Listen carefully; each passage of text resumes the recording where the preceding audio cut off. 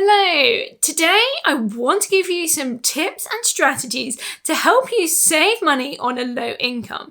So if you are in a position where maybe you've got somebody on furlough or you've lost a job or you are just a low income family in general, then I've got some things that are going to help you out and help you save money in 2021. So welcome to the Looking After Your Pennies YouTube channel. I'm Charlotte Jessup and today I'm talking about saving money on a low income. So for the last few years, my husband and I have made the decision that we are quite content on a low income. Obviously, that's something that we're now looking to work on, but whilst our children were young, we were working part-time and then we gave up our jobs to travel the world, so we had practically no income at that point, and now we're in the middle of a pandemic and it's just a priority for us to just stay at home, be safe, focus on our kids. So we have not had a huge amount of money coming into the house. But what we have been doing is working really hard to try and save as much money as we can so that we can still make sure that our emergency fund is good, make sure that we have money going into our sinking funds, and make sure that we're saving up for things that matter to us, such as our investments for our retirement, and also things like traveling again and home improvements. So we have become particularly skilled at using our money in a really positive way and stretching it to the absolute max. So I want to talk you through some of the things that we have done that we have found really useful in the hopes that they can help you out too.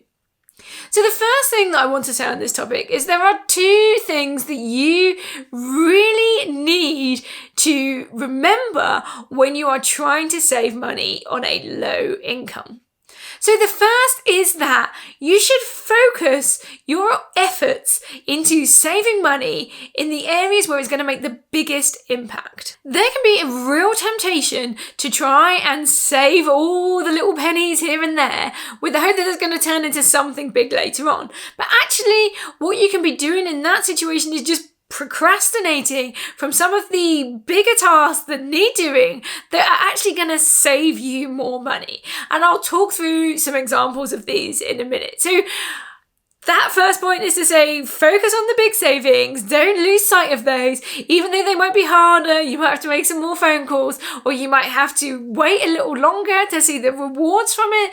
It's always good to keep them in your mind's eye because those are the things that are going to go from saving pennies to actually saving tens, hundreds, and even thousands of pounds if you make those changes.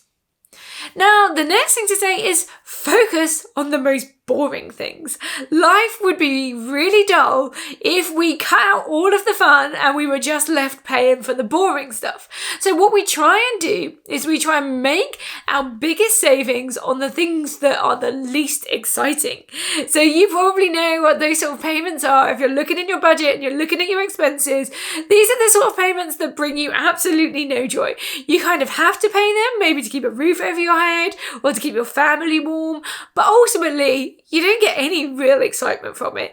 It's not like if you were to cut out all your holidays or if you were to cut out things like, that daily coffee or that little treat taking the kids to McDonald's. Those are the things that are fun and exciting. Yes, you can feel like they are important savings and there might be something that you need to do if you want to save money and you want to achieve your goals quicker. But what we do is we prioritize those big savings and we prioritize the boring ones because actually those are the things that we're going to notice the least. So if we can get the big and the boring savings sorted out first, then it's going to be much easier to make the big gains to start off with, and then you can tweak later on and cut out some of the other stuff. So focus on those and then the rest will fall into place. Or once you've started getting that motivation, you might feel more inclined to cut back on some of the other stuff. But start with those and build it up from there. So what I have for you are 6 areas that I think that you can look into to seriously save some money if you're on a low income. So the first is around your housing costs. So it is likely that housing, your mortgage, your rent is actually probably one of the biggest expenses in your budget. And for some people, this can be up to as much as 50, if not more, % of your income. So therefore, it makes sense. It's one of the areas where we can make some big savings. So it makes sense to focus on that first. And ultimately, it gets to a point, as long as your house is functional, it looks after you, it does all the things you want it to do, if you were paying less for it, then that's a good thing, right? So if we can try and get this sort of accommodation that you need and you enjoy and you love, but for less money, then you are hitting those two big goals, focusing on big savings and focusing on the boring things. So if we aim for looking at reducing your housing costs, then this is going to hit those two things and could be a really great way to start saving. So some of the things that you can look at doing here, if you own your house, if you've got a mortgage on your house, then have a look at the rate you are getting on your mortgage. If you're on a fixed term deal, when does that expire? And can you start looking around now to try and get a better rate on that? If you are renting, is your current rent still serving you? Is your house still serving you? Is there a better property that would suit you? So for example, if you are a couple who's had kids and the kids have now moved out, are you in a house that's too big for you and could you downsize? This one works both well for people that are renting and people that are mortgaging, who've got a mortgage as well. If your house is too big for you now, could you go down a size? And even if you're sitting there thinking, actually, the house is probably okay, it's a great size, but I really want to save some money in this area, then could you consider downsizing too? Another option, if you have this sort of flexibility, is to move to a different part of the country. If you're in currently an expensive area, then you can maybe look at relocating to a place where you can cut some of the money off your mortgage or reduce your rental costs and still have the same sort of property. Now, obviously, these aren't options that are available for everyone, but what I'm talking about here is focusing on those big savings. So we're hitting those first. If this doesn't work for you and you're already on the best rate on your mortgage or you're on the cheapest rental property that you can get that serves you and your family, then feel free to skip over this one. But this is a big area where there's the huge potential to save, and it's one of those kind of boring payments as well. Nobody particularly enjoys paying their mortgage or their rent. It's just something we have to do. So that's why it's in at number 1, because of the potential it has to save you money. So number 2 is around your utilities. So this is another classic boring payment. Your gas, your electricity, your telephone, your internet, all of these sorts of things are really boring. I really don't care that much, aside from being a bit more ethical or, something like that. I don't really care where my energy comes from, and if I can pay less for it, then that is fabulous. So I actively seek to pay as little as I can for my energy. And this is something that you should get in the habit of doing. Again, you could save some fairly big money here. There are lots of comparison sites like Money Supermarket or Confused.com that will do this comparison work for you. And all you have to do then is fill in a form and click a button and they will make the switch. And you can save tens, if not hundreds of pounds every year by doing that. Now, I go through this process every year. So as soon as I think that there's something cheaper and I'm out of any particular contract, I will look to find a cheaper provider. At the moment, I'm out of contract with my particular provider. I'm with Pure Planet, but they still seem to be one of the cheapest providers around, so I've stuck with them. But I continuously check and see if that is still working and I'm still getting a good price on that. Again, it ticks those boxes. It's boring and it's a potentially huge saving. So we're going to focus on that one next. Number 3, so this one's slightly different, and this is decluttering. Now, you might think that decluttering can be a great way to make you money, and you would be absolutely right. You can make a whole load of money by selling some of your stuff, but actually decluttering is a huge money-saving task as well. When you declutter your home, what you realize is you're left with the good stuff, and then you start looking after that stuff. So I went through this process and I did a whole nother video about how decluttering really helped me with my finances, so go check that out. But when you declutter and you're left with the stuff that you love, First up, you've got less stuff to clean, you've got less stuff to look after, so that's a whole load of less stuff that you have to buy to look after that stuff, and you will take more care of the stuff that you have left, so it's going to last you longer. You are going to actively go out of your way to make sure that it sticks around. So decluttering can be a huge way that you can save money. So get rid of the stuff that you don't enjoy, the stuff that doesn't bring you happiness, clear the decks, make sure that your home flows nicely. And this can also help with that first point about your home.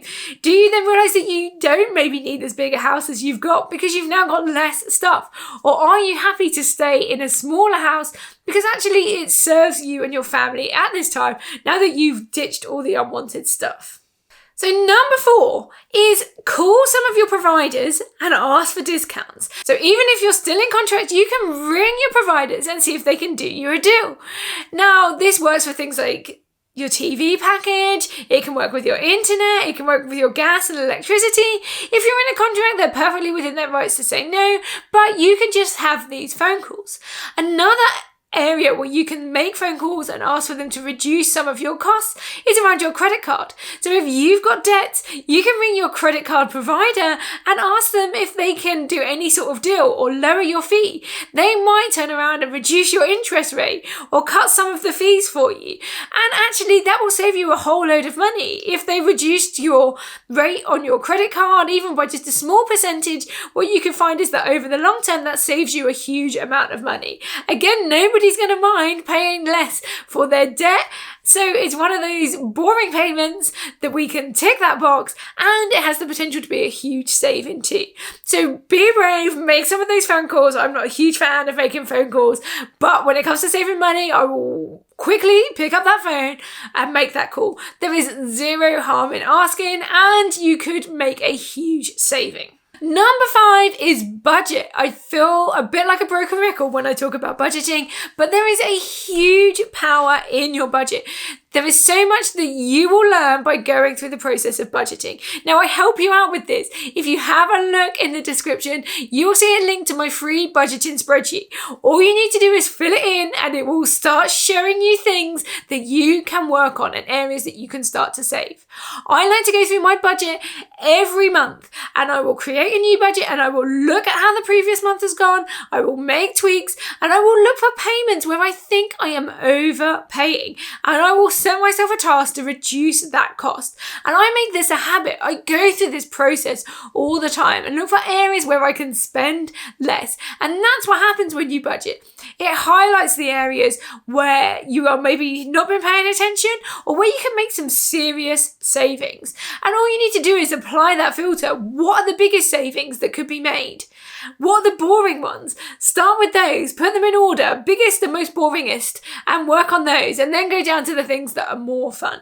A budget will really, really help to make those numbers that don't sit right with you jump out on the page and force you to pay attention and do something about them. Now, number 6 is look after your pennies. Now, by the time you've gone through some of these big things, you will be down to the nitty gritties, and you might be looking at, can you cut back on things like, your coffees or your food spend? And at this point, you should then start to look after those pennies. We've looked after the pounds, we've looked after the tens of pounds, we've looked after the hundreds of pounds, but there is no harm in kind of counting those smaller amounts too. Just do that as the last thing. Work on the big amounts, work on the boring amounts, and then you can start looking after the pennies. Treat money as though it was like the most important thing in the world, because if you really value money, then that money will start to give you some of the love back. So if you start looking after those pennies, then it's just like the saying says, that the pounds will start to look after themselves. And you will find that those small amounts and the habits that you have with the small amounts will soon transfer into the bigger amounts, and it makes a real difference. So thank you very much for watching my video today. It's been all about how you can save money on a low income. So I hope you have found it helpful. If you like this video, please hit that subscribe button. And if you want to leave me a comment below with any of your suggestions that could help other watchers of this video out, then please do. I would love to hear them. So thank you so much for watching today, and I hope to see you in the next video.